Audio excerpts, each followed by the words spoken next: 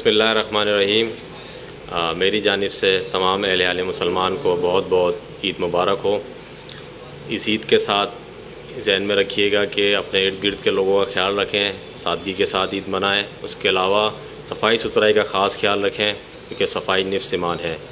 علائشیں وغیرہ کی جگہ سے گندگی پھیلتی ہے، اور پھر کرونا وائرس جو کہ ایک وبا جس سے اللہ تعالیٰ نے ہمیں کافی حد تک بچا لیا ہے، اللہ کی بارگاہ میں اس کا شکر ادا کیجیے گا اور احتیاط ضرور کیجیے گا، کیونکہ کافی حد تک اس کا زور ختم ہو چکا ہے، لیکن ہے موجود ابھی بھی۔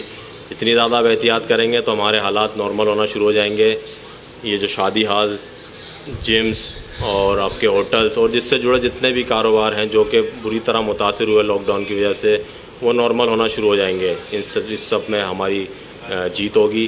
اور اس کے ساتھ ساتھ اپنے کشمیری بھائیوں کو ضرور یاد رکھیے گا اپنی دعاؤں میں، کہ وہ جو ایک سال سے بھارتی ظلم و ستم برداشت کر رہے ہیں لاک ڈاؤن کی صورت میں، وہاں پہ جو ہے ظلم و زیادتی ہو رہی ہے، مسلمانوں کی نسل کشی کی جا رہی ہے مودی ہٹلر کی جانب سے۔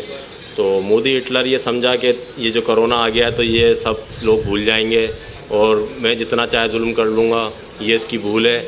ایک سال ہونے کو آ رہا ہے اس نے جو یہ 5 اگست کو جو اس نے غیر آئینی کام کیا اور غیر انسانی جو اس نے سلوک برپا کیا ہوا ہے، 1 سال ہونے کو آ رہا ہے۔